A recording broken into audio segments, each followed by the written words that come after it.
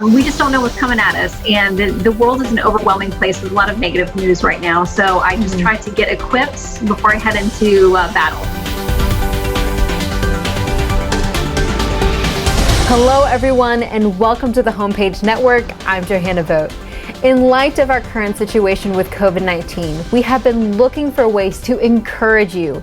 These are challenging times. We recently put up a broadcast titled Keeping Love Alive to encourage couples and families. You can find this feature on our front page. Today, we have the opportunity to visit with Shannon Bream, one of the most encouraging people we know. Shannon is loved and respected by millions of people from around the world. She hosts Fox News at Night on weekdays at 11 o'clock p.m. Shannon also serves as the network's chief legal correspondent. She is a graduate of Liberty University, a former Miss Virginia and Miss Florida, and earned a Juris Doctorate with honors from Florida State University College of Law. Shannon also hosts a podcast called Livin' the Bream and has authored the book Finding the Bright Side, The Art of Chasing What Matters. Shannon, thank you so much for being with us today. It's great to be with you. We have so many things in common in our background, although you're a generation behind me, but it's great to spend some time with you. Yes, thank you so much. Well, first off, I want to thank you for encouraging me to attend Liberty University. You're one of the biggest reasons why I went, and I love it. It's been an incredible experience. I'm so glad to hear that. I mean, I'm a huge fan of the school, and I always tell people you can't ask me for an unbiased opinion because I got a great education, great spiritual growth there, and I met my husband. So I think it's a wonderful place full of really great instructors and professors and people who will be lifelong friends. Absolutely. Okay, just thinking about this partial list of all your accomplishments and what you are doing, we're all exhausted. How do you do this? Listen, I don't do everything at one time. We all have, I think, seasons in our life where we're super busy and we feel crunched and overloaded and you just kind of power through. And then other times where you have a little bit of a lull. And if you're somebody who likes to be busy, it's hard to enjoy the downtime too, but I've tried to learn that over time. And listen, I start every day the same way, in the Word, in prayer, in journaling, and just kind of, putting on the armor and getting ready for the day ahead, because we just don't know what's coming at us. And the world is an overwhelming place with a lot of negative news right now. So I just try to get equipped before I head into battle. Absolutely. And Shannon, a little bit ago, you and Janice Dean shared scripture on Fox News at Night to encourage your viewers. And your desire to inspire your audience seems to be one of the most important things to you. Yeah, and Janice is a really good friend, and she has been very public about some of the things her family has gone through. She's lost 2 people in her family to COVID-19, and she's been really struggling. And she'll often reach out to me and say, can we share some verses? And we'll text those back and forth. And then she said, well, can we talk about them on TV? And I thought, why not? Because I think a lot of people out there struggling, whether they have someone who's ill, they're sick themselves, they've lost someone, they've lost a job, and they're struggling financially to not, to know how they're going to pay their bills. I mean, people are struggling on so many different levels. So I know these verses have comforted me over the years, and so I hope right now I still use them to comfort myself, and hopefully they will be that for other people too. Yeah, absolutely. Even in the midst of the battle with COVID-19, we can still embrace the encouragements found in Philippians 4:8, can't we?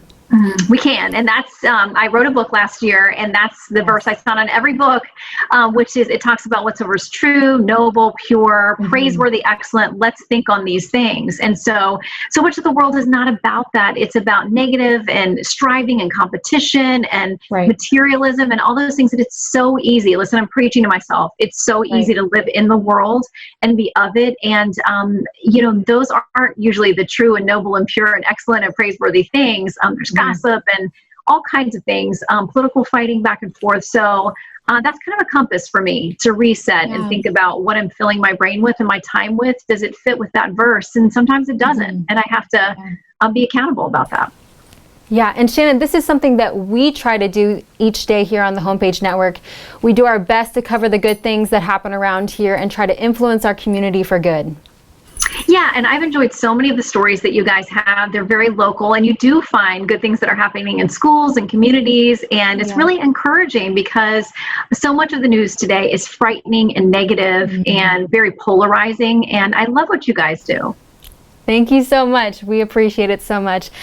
How do we focus on the good during this war with COVID-19? I'm sure your daily routine at Fox News has been greatly impacted. Yeah, I mean, for all of us, I think everybody, no matter what your situation is, you've been tossed into a new normal, and it's very unsettling if you're trying to homeschool your kids and you've never done that before, and trying to hold down a job remotely. There are challenges with that if you're not working and you're out of work and you're worried about, when can I go back, or how am I going to pay this next round of bills? There's so many different stressors. Or if you have someone who's sick, or if you're an essential worker, or you're on the front lines of this thing. I mean, I try to say to everybody, try to give yourself a lot of grace right now, honestly, because we're just on an emotional roller coaster. And for me and for you, I know we find ourselves rooted in our faith, and that is a comfort that's solid. And that's something that is a real good anchor in times, good and bad. But, I just try to, like I said, immerse myself in the Word and try to pray and release the burdens and realize I luckily am not responsible for running this universe. So I'm glad to leave it to somebody who is much better equipped than I am. And He makes us so many promises, not that we won't have a hard time or have struggles, but that He'll walk us through it. Yes, yes. And when I think about the broadcast we air, Keeping Love Alive, how do you and Sheldon encourage each other? Honestly, he's the best. I could not do what I do without him. And I mean, I try to thank him every day and make sure he knows how appreciative I am. He makes dinner every night. I mean, he'll run around and do laundry and keep things going.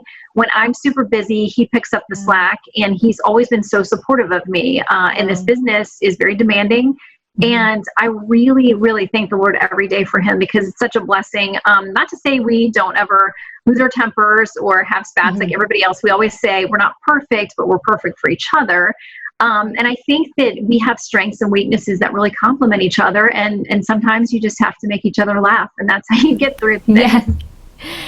Shannon, I feel like a lot of people think you're superwoman just because of everything that you accomplish in a day. Do you ever get down or depressed? And how do you overcome those feelings, if you do? Gosh, I do. And especially, please don't, I don't want people to ever think that of me. I lose my temper. I don't get things done. I miss deadlines. I hurt people's feelings. I get my feelings hurt. I mean, listen, life is just messy. And so I try to be transparent and vulnerable about the fact that I am imperfect. And I think the more that we embrace that and know that, we are striving to be like someone who is perfect, and that's Christ. And so the more I try to be like Him, the less like me, the better it is to, to walk in the Spirit, not in the flesh. But yeah, I have times that early on with COVID-19, a few weeks ago, I had talked to enough people that I knew it was going to be very disruptive and very painful for a lot of us and for everybody across the world and across this country. And I had some moments where it really had set in, where I had other people in my life who weren't as, tuned in and listening to the experts, and they didn't really know what was coming. And I felt very overwhelmed by that. And, I had some moments of having a little cry in the shower or in my car, and just saying, like, Lord, this burden is so heavy. I know the destruction that is coming to people economically and physically. And, you have to let go of your burdens, because again, we're not equipped to bear them. We can share them with each other, with fellow believers, and with the Lord. And so certainly I have those down times, and I really try to work on renewing my mind and resetting my mind to the things that are positive and hopeful, despite what we have to walk through sometimes. Absolutely. Shannon, I have to introduce you to my dog, Hershey. This is a must. I hear that you love dogs. I do. What's your mother's name? Her name is Hershey. And you even have a chapter in your book titled, What My Dog Taught Me About God. Can you tell us about that? First of all, I just want to say that Hershey's much better behaved than my dog. Thank you. Biscuit just turned 1. Hershey is a great example of dog behavior, and beautiful and so cute. Thank you. What? I thought so many times with my last dog, our new puppy is just turned a year old, but our last doggie, Mocha, was our chocolate lab. We almost named her Hershey. And so she was just so sweet and wonderful, but taught me so many things. There've been times where I've got her on a leash, she's running, pulling against me, like into traffic, and I'm trying to pull her back and saying, like, I love you, dog. I would jump in front of the traffic for you. I don't want you to run into something that's going to hurt you. And there were so many times I thought, that's probably the Lord with me. Like, I'm trying to pull you away for something that's not for you, or it's not going to be good for you. But you're a dog in this scenario, and you don't get it. You just want to run and play and do what you think is fun and great. And there were just so many things like that that I felt like my dog was such a good illustration of me trying to pull away and do what I thought was going to be the most fun and the best, where God's saying, listen, I've got something better for you and safer for you, and that's my plan for you. So I learned a lot through Mocha, and now through Biscuit. Wow, that's awesome.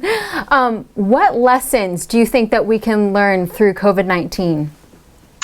You know what? For me, it's been a lot of slowing down, having empathy for people around you, how they may be suffering. I actually like working from home. I actually have a temporary studio and a guest room in our house now.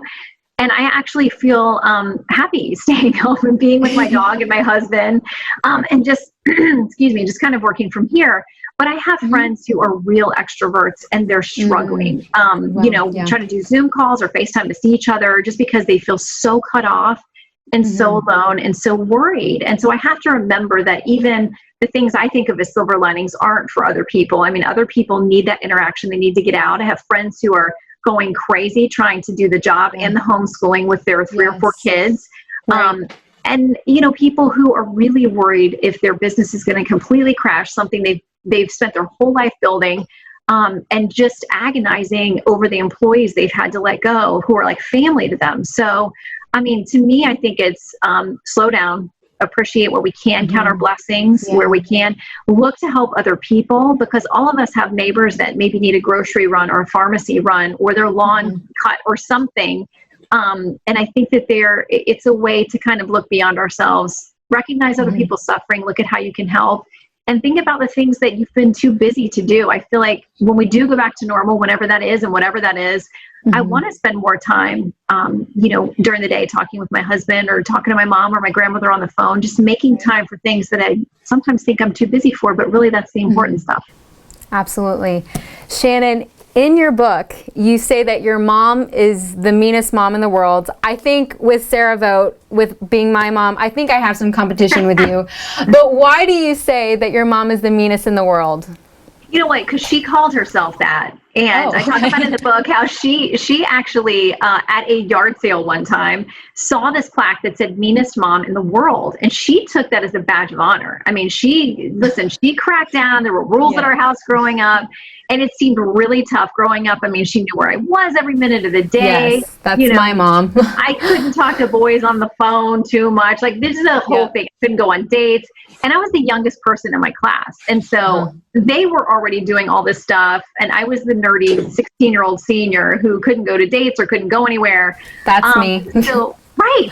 But now, and my mom actually found that plaque not long ago and texted it to me. It's hilarious. And it's this whole thing about, like, listen, one day we will be friends, and we are super close friends. But right now my role is to guide you through this, to get you through the tricky stuff so you don't mess up your whole life and get you started on a good path. And I really appreciate it now. But yeah, I mean, listen, I was not cool to begin with, but then having a mom who wouldn't let me do anything made me super uncool. But now I thank her, and she'll ask me now, like, tell me stuff that you did that was bad that I didn't find out about it. And I'm like, there's nothing, because everything I tried to do, I got busted. One of your friends was there, or somebody showed up, and I never got away with very much. But now I'm thankful. And it paid off, so it's okay. I hope so. Yeah. Well, Shannon, as we close our visit today, what scripture or words of encouragement can you give us as we press on through this challenge? You know, there are a couple. The one that was one of the first ones my mom ever taught me that I just sometimes say on a loop is from 1 Timothy, and it says, 2 Timothy 1:7, God has not given us the spirit of fear, but of power and love and a sound mind. Another verse I love is in Psalm 34:4, I sought the Lord, and he heard my cries and delivered me from all my fears. Those are two that are just sort of in my back pocket all the time, and they're multi-purpose, and they work in a lot of situations where you're afraid or overwhelmed. And I think sometimes just speaking the truth over a situation and saying those things out loud, it's encouraging to me. I hope it will be to other people. Absolutely. Well, thank you, Shannon, for your time today. You have many fans here in Pennsylvania, and we look forward to seeing you on your next Fox News at Night. Sounds great. And listen, I can't wait to see all the things that you do as you get through Liberty and go make your mark on the world as a champion for Christ. Thank you so much. And thank you for joining us today on the Homepage Network. I'm Johanna Vogt.